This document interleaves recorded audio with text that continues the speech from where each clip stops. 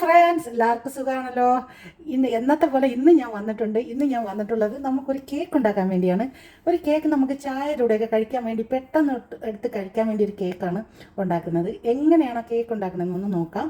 വാ, ആദ്യം നമുക്ക് മാവ് 4 മുട്ട ഞാൻ എടുത്തിട്ടുണ്ട്. ഉടനെ പറയാം. 4 മുട്ട എടുത്തിട്ടുണ്ട്. പിന്നെ ഒരു 1/2 ടീസ്പൂൺ വാനില പൗഡർ എടുത്തിട്ടുണ്ട്. റെയിൻബോ പാലാണ് ഞാൻ എടുത്തിട്ടുള്ളത് കേട്ടോ. 1/2 കപ്പ് എടുത്തിട്ടുണ്ട്. നമുക്ക് പോരെങ്കിൽ കുറച്ചുകൂടെ ചേർക്കാം. 1/2 cup oil, 2 teaspoon baking powder, 1/2 teaspoon baking soda, 1/2 cup പഞ്ചസാര, കണ്ടോ, 2 കപ്പ് മൈദ, പിന്നെ കുറച്ച് ഉപ്പ് ആവശ്യത്തിന്. നമുക്ക് മൈദ ഒന്ന് അരിച്ചെടുക്കാം. ഇതുപോലൊരു അരിപ്പ് എടുത്തിട്ടുണ്ട്. അതിലോട്ട് മൈദ ഇട്ട് കൊടുക്കാം. ബേക്കിംഗ് സോഡയും പിന്നെ ബേക്കിംഗ് സോഡയും ബേക്കിംഗ് പൗഡറും കൂടെ ഇതിലോട്ട് ഇട്ട് കൊടുത്തിട്ടുണ്ട്. ഇനി നമുക്ക് അതിലോട്ട് വാനില പൗഡറും കൂടെ അതിൽ തന്നെ ഇട്ട് കൊടുക്കാം. നമുക്കെല്ലാം കൂടെ കട്ടയില്ലാതിരിക്കാൻ വേണ്ടി നമുക്കിതൊന്ന് അരിച്ചെടുക്കാം. അവിടെ കട്ടായിട്ട് കിടന്ന ഒരു കടിക്കുന്നു. അപ്പോൾ അതുകൊണ്ട് നമുക്ക് ഇതൊന്ന് അരിച്ചെടുക്കാം.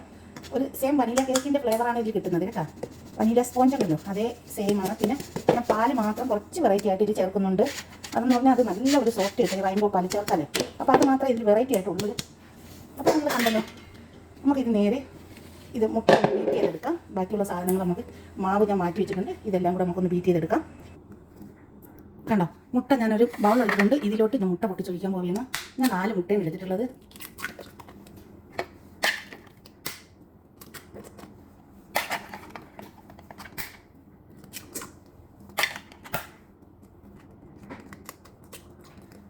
മുട്ട 1/2 കപ്പ് പഞ്ചസാരയാണ് കേട്ടോ. നമുക്കിത് രണ്ടും ഒരു നുള്ളി ഉപ്പും കൂടെ ഇതിലോട്ട് ചേർത്ത് കൊടുക്കാം കേട്ടോ. മധുരം ബാലൻസ് ചെയ്യാൻ ഒരു നുള്ളി ഉപ്പും കൂടെ അതിലോട്ട് ചേർത്ത് കൊടുക്കാം. ഇത് നമുക്ക് നല്ലതുപോലെ ഒന്ന് ബീറ്റ് ചെയ്തെടുക്കാം കേട്ടോ.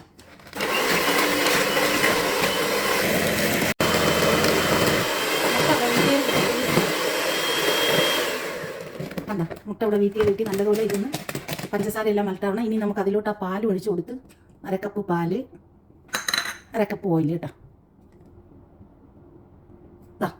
രണ്ടും അതിലോട്ട് ഒഴിച്ച് കൊടുത്ത് ഇതൊന്ന് നമുക്ക് ബീറ്റ് ചെയ്തെടുക്കാം.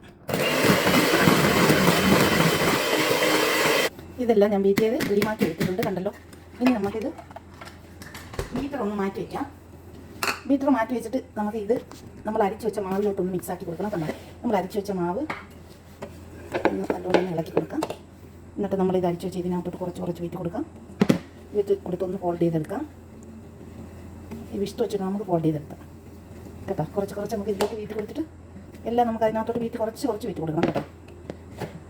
കുറച്ച് കട്ടിയായിട്ടുണ്ട് കേട്ടോ. അപ്പോൾ നമുക്കൊരു 1/2 കപ്പ് പാലും കൂടെ ചേർത്ത് കൊടുക്കാം. ഞാൻ 1/2 കപ്പ് പാലും കൂടെ അതിലോട്ട് ചേർക്കുകയാണ്.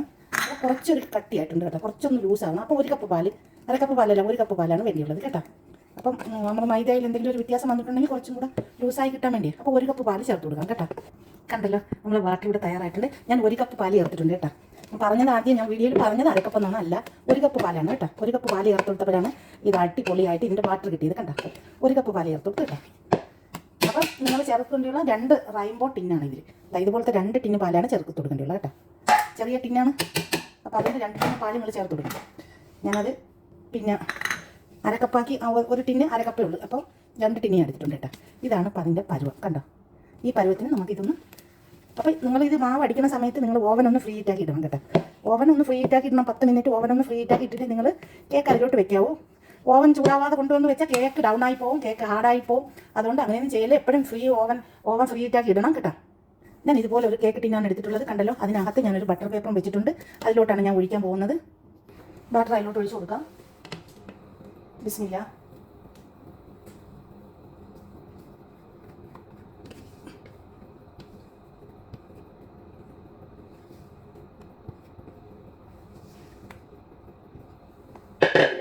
ഇതൊന്ന് ടാപ്പ് ചെയ്ത് കൊടുക്കാം കേട്ടോ.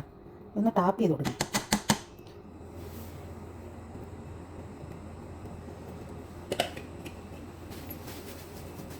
ഇത് നമുക്കൊന്ന് ടാപ്പ് ചെയ്ത് കൊടുക്കാം കേട്ടോ.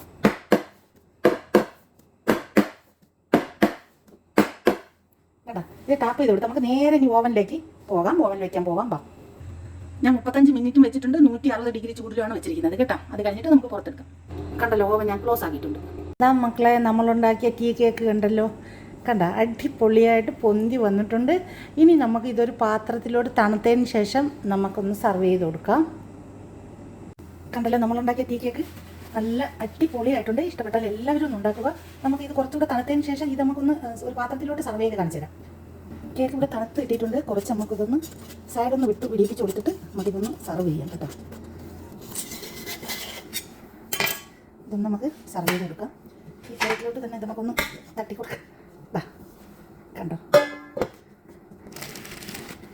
അടിപൊളിയായിട്ടുണ്ട് കേട്ടോ. എന്താ സ്പോഞ്ച് നോക്കിയാൽ സ്പോഞ്ച് എന്നൊക്കെ ഇരിക്കുന്നുണ്ട്. അത് നോക്കിക്ക്, കണ്ട നിങ്ങൾ, ഇതാ കണ്ട, അത്രയും സ്പോഞ്ചാണ് കണ്ട. അപ്പം എല്ലാവരും ഒന്ന് ഉണ്ടാക്കി നോക്കുക. കണ്ടല്ലോ, ഞാൻ ഇതുപോലെ ഉണ്ടാക്കി എടുത്തിട്ടുണ്ട്. അപ്പോൾ എല്ലാവരും ഒന്ന് ഉണ്ടാക്കിയിട്ട് ഇതിൻ്റെ ഫീഡ്ബാക്ക് അറിയിക്കുക, സബ്സ്ക്രൈബ് ചെയ്യുക, സപ്പോർട്ട് ചെയ്യുക. നിങ്ങളുടെ ഫാമിലിയും ഫ്രണ്ട്സിനും കൂടി ഒന്ന് ഷെയർ ചെയ്തിട്ട് സപ്പോർട്ട് ചെയ്യുക. അപ്പോൾ ഇതുപോലത്തെ കേക്ക് ഉണ്ടാക്കി നമുക്ക് ചായ കുടിക്കാനോ ആരെങ്കിലും ഒക്കെ വരുമ്പോൾ കട്ട് ചെയ്ത് കൊണ്ടൊന്ന് വെച്ച് കൊടുത്താൽ നല്ല സൂപ്പറാണ് കേട്ടോ. അപ്പോൾ എല്ലാവരും ഒന്ന് തയ്യാറാക്കുക. Thank you for watching.